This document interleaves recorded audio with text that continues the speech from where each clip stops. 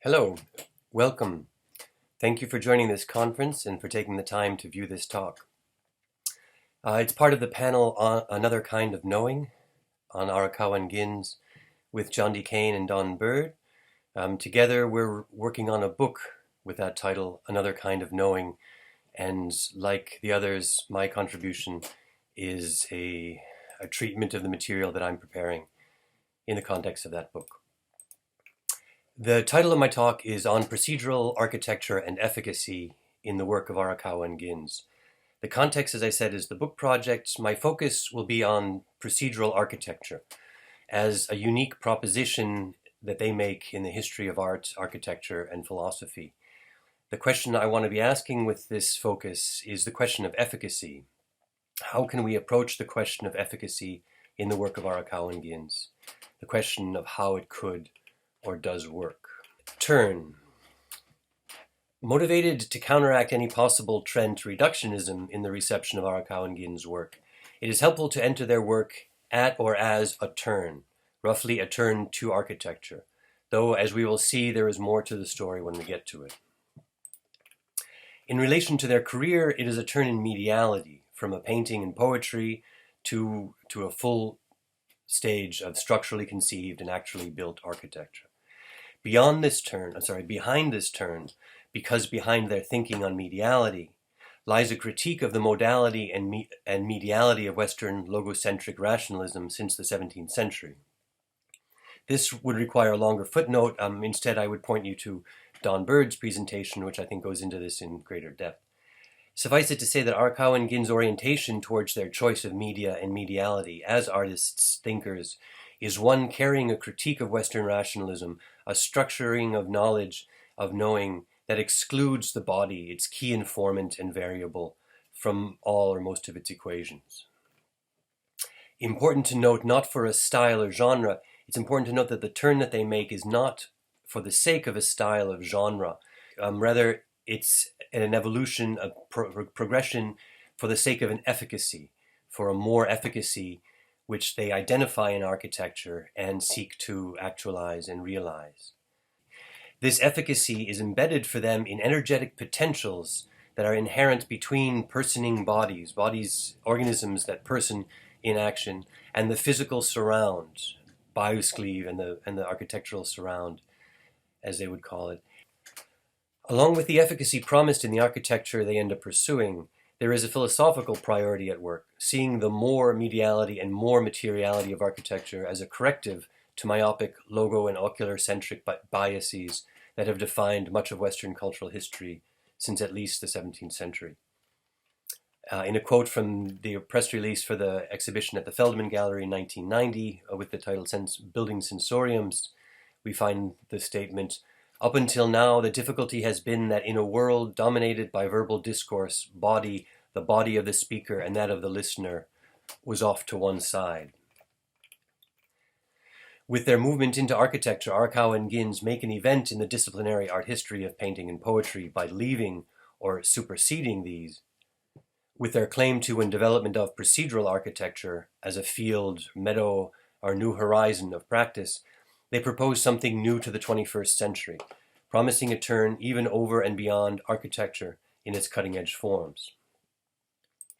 To begin plotting this out on a timeline, we could say that the turn to architecture takes up the 1980s, building on impulses and insights from The Mechanism of Meaning, published in 3 editions, 1971, 1979, and then again in 1988.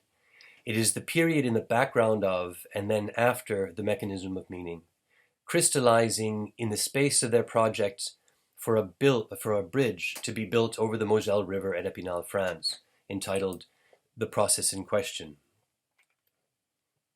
If we want to dive in on this point of the turning and see it in action, even as we acknowledge again that it is neither linear nor sequential, not an event of before and after, but a moment in a transition, we can look at one chapter in particular, added to the 3rd re-edition of Mechanism of Meaning in 1988 as Chapter 16, Review and Self-Criticism, as a uniquely informative text. This document contains, as suggestively as any other, the active germ culture of Arakawa and Gin's procedural architecture. expressing at the moment of its emergence into the body of their published and exhibited work. It caps this crowning documentation of their work so far with a declaration that they are going further, and with a taste of what that beyond will entail. Hinging their career between the graphical literary and the architectural, the text describes and presages what was to come as procedural architecture and the reversible destiny project in terms that could not be understood at that time, before the concrete design and building that came in the 1990s and 2000s to give it form. This chapter, added to be the final, anti-final chapter of Mechanism of Meaning, enacts for readers the emergence of architecture as the point and potential of their work. It does so in a language and sketches that still stay shy of a solid concreteness, relying on suggestive, in places resonantly metaphoric writing, finely balanced and interwoven with the drawings, dominated by grids and fine mesh in a pencil graphite line. The visual poetics of this text, while strikingly new and distinct in its published context, carries on with a writing practice, largely Madeline's but collaborative, previously seen in the books Word Rain, the long poem Intend from 1973, Word Rain from 1969, the long poem Intend 1973, What the President Will Say and Do from 1984, her piece, an article or an essay for Boundary 2 in 1985, entitled From Essay on Multidimensional Architecture, and very importantly, the co-authored poetic philosophical text To Not to Die from 1987, to which this chapter 16 is stylistically and thematically a close continuation. Similarly, the chapter draws on geometrical researches and devices from Arakawa's paintings and from the Mechanism of Meaning panels to fuel the conceptual production behind the drawings in this new chapter and this new and unique, in their work, style of production. The near-lyrical writing and the conceptual drawing, however, are here together in service to a concrete project, which the reader would not necessarily know was concrete, i.e. planned to be really built, at least until a few pages in, where a drawing of the proposed bridge fills one 2-page spread. And even there, with the witty, suggestive lyricism in the names of details, for much of the text, the project could easily seem more poetry than building plan. What the deeper continuities of this apparently disruptive, disjunctive work show is that the architecture that they turn to is in fact something prior to architecture, something they were already able to actively engage in as painter poets, but which they were now to approach also concretely as architects. Arakawa was already doing architecture in his painting, and not incidentally, and Madeline was already from early on constructing theory for architecture in her writing, especially in the book Word Rain. This is an important point because it is what will also lead them to supersede the architecture of their time once they get to it. Going beyond it, because the disciplinary confines were never the consideration, only the fundamental questioning they now feel can only be done as architecture.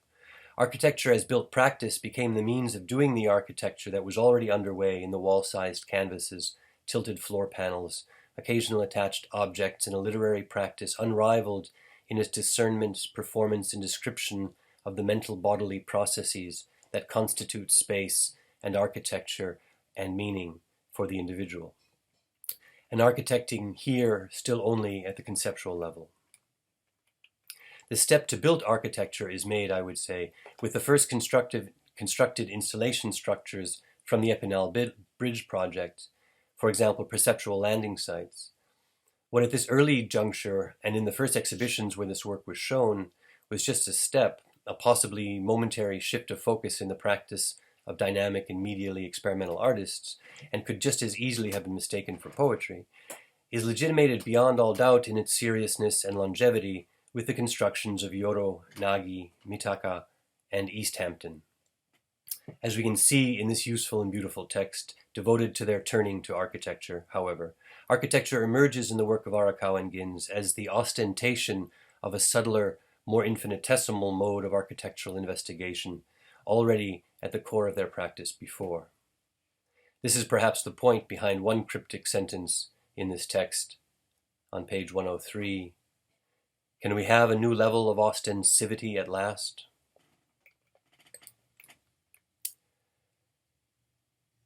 Now to the claims. Arakawa and Gin's work as a movement within, across, through medial and genre fields can be discerned and mapped in a series of claims they make in and with it. Claims to certain terrains and positions within the art field, what I'll call positional claims, but also propositional claims. Claims about the architecture, their architecture in particular, and what it can do. The claiming they made that makes us today talk about their work in terms of the architecture can be found through the 1980s and into the 1990s, in a few different degrees of explication or explicitness, ostentation. For example, there are places where we can see them claiming what they are doing and are interested in as architecture. Then in certain places we can see them coming to specify. Then in certain places we can see them coming to specify this other kind of architecture as procedural, by way of other words, other formulations like processual. Then at another level, we can see them claiming of a propositional sort about this architecture as a more architecture, more than other architecture, what it is and what it can do. A first level of this claiming involves stating that architecture can and must answer philosophical questions. Another second level is the claim architecture activates, extends, creates the body of its perceiver, participant, user. And a third level, architecture can reverse destiny or mortality. The apogee but not end of Arakawa and Gin's claim staking as a dimension of their practice was of course in 1997 with their Guggenheim exhibition and their large format catalog with the title We Have Decided Not to Die. By this point, their claim to be doing architecture and the claim to have a particular, more powerful approach, procedural architecture, are established. With this event, the claim in its third degree, the claim of reversibility through architecture, gets established. Everything still only implicitly and emergently architectural in the graphic and literary production of the 1980s is here now explicitly and fully architectural up to the urban scale, with Nagi and Yoro in 1992 and 1995 presented as built works, and Sensorium City for Tokyo Bay as a project in planning in the background that, like the process in question, was never built, yet informs and frames this larger creative period. To cap the historical portion of this overview, I can point to the last page of the catalog they published with the Guggenheim exhibition in 1997. This page positions Arakawa and Gin's procedural architecture in relation to historical modernism, in the figures of Le Corbusier and Mies van der Rohe.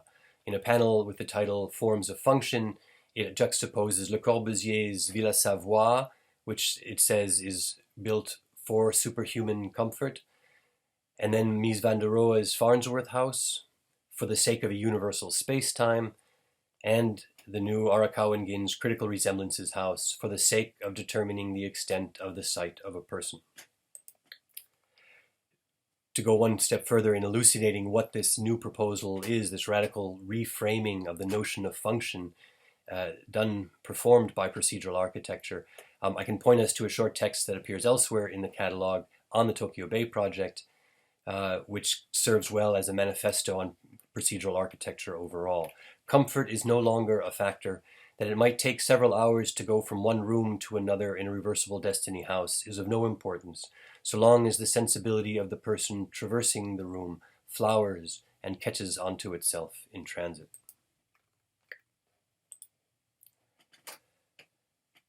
Efficacy. But the rhetorical confrontation of variant claims is not the point of staking out territory and new territory in architecture for Arakawa and Gin's. As I said of the medial turning in their work in general, it wasn't for the sake of achieving a style or participating in a genre. It was in pursuit and for the sake of an efficacy they sought in architecture, an efficacy they ended up discovering or inventing in and as procedural architecture. What is this efficacy? Procedural efficacy, or the efficacy of procedures? On what grounds can they claim the effects that architecture could have or should have? How can claims of efficacy be evaluated? What is the chain or vector of explanation then behind this paradigm of efficacy? What forces, mechanisms, conditions, etc. are called on or aligned implicitly or explicitly in Arakawa and Gin's writing and production to explain the projected effects?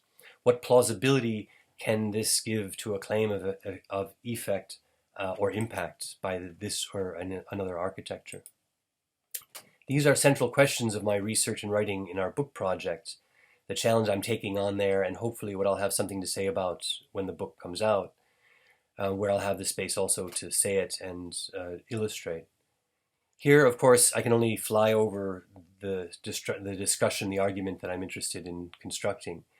I'm eager to learn from others who have thoughts on these questions, so please do be in touch.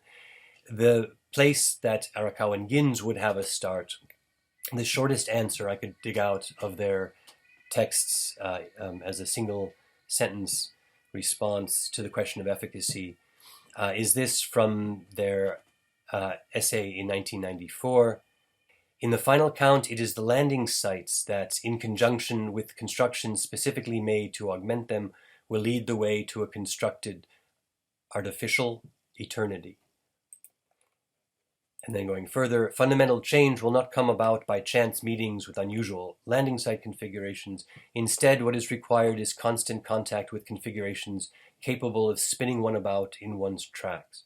Not knowing what it is that lives makes determining what it is that dies impossible.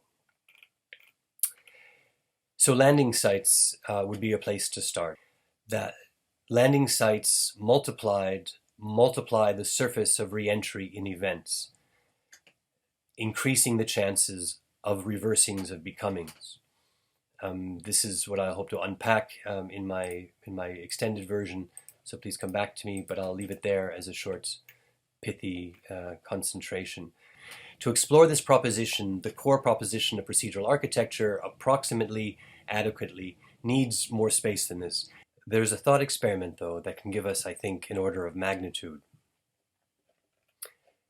Landing sites are defined throughout their work in various statements, various claimings and positionings of the concept. There's a long development in it and behind it. It's a key to their architecture. Number and complexity of landing site configurations are directly proportional to intricacy and extent of path of terrain. In another statement, the corrugations and indents of their Epinal Bridge drawings suggest to the viewer numerous possible landing strips upon which the viewing could come to rest, cause there to be frequent déjà vus. This leads then to claims which suggest that the import of landing sites is not simply the multiplication of sites of perception, acts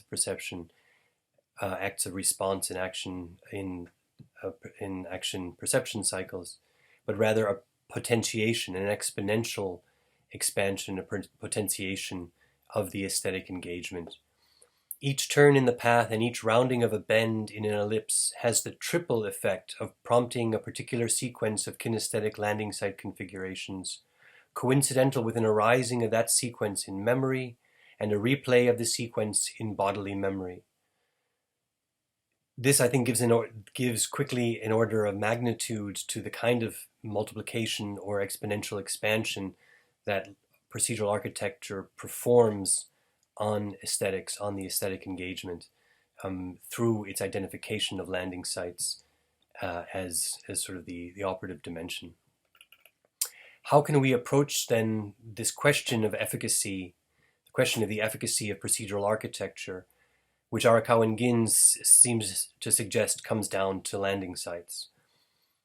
One thing that can help is a good comparison. Like with their forms of function boards, placing them in the context of high modernism, we could imagine a provocative juxtaposition with renowned architects of postmodernism, their contemporaries.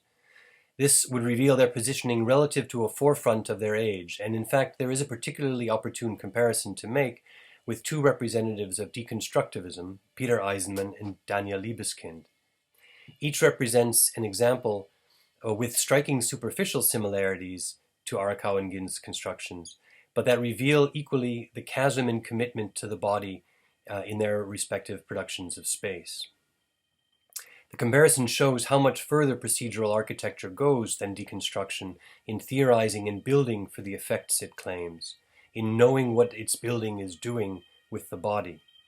The juxtaposition shows a significant asymmetry between modernist, postmodernist architecture and procedural architecture in their theorizing and building for the body, and still today it is difficult to find a treatment of space or architecture that captures even a percentile of what procedural architecture, thinking space in service of the architectural body, can capture. What is the metric for this? What kind of metrics can we apply to this? How can we measure, count, or confirm these claims of efficacy or of effect based on landing site configurations? Well, the first step to doing this would be diagramming and recording. They say themselves in architectural body, we believe that the resolving of these matters requires the construction of complex measuring and tracking devices, constructions by which to gain perspective on human functioning and separate out its component factors. Three main resources we have at our disposal for beginning a project of this sort are the diagramming that they themselves conducted throughout their career, their thinking of architectural, of their procedural architecture. In each of these diagrams, we have a theory of architecture, of the architectural body emerging with distinctions, definitions, precisions laid out on paper, laid in graphical terms that we can eventually bring into a framework for counting, for measuring, for comparing. At a second layer, we can take the diagramming that they produced and layer it, think it further, bring one layer on top of the other and multiply it, expand it that way, evolving the thinking actively in terms that they initiate. Beyond that, we have outside further diagramming methodologies that allow us to grab hold of some of the same dimensions, some of the same scales of action engaged by procedural architecture. And beyond that, we can develop new tools, new diagramming, new intuitive and analytical approaches to getting down as many scales of action at once of what's happening in the unfolding of events and personing in what is a destiny that can and should be reversible. That, as I say, is where we can start. From here, we can hope, I think, to move on to a fruitful analysis and reporting on the basis of new data. This is where I am starting myself, or continuing to start, now with this book project, but also with proposals I'm developing for an immersive architectural body tracking project using 3D video and body-mounted motion capture in a VR modeling environment, a methodology that could allow us to observe, quantify, and qualitatively analyze the landing site activity of organisms that person in action in tactically posed, i.e. procedural surrounds. I would love to work together with others interested in this research and look forward to meeting in a live session on Sunday, March 13th at 2 p.m. Japanese time. Thank you very much for listening and watching. I hope you also see the videos by Byrd and Jondi Keane that together with mine make up the panel Another Kind of Knowing, based on our book project together, Another Kind of Knowing on Arakawa and Gins. Thank you. I look forward to questions and a lively discussion on Sunday. Goodbye.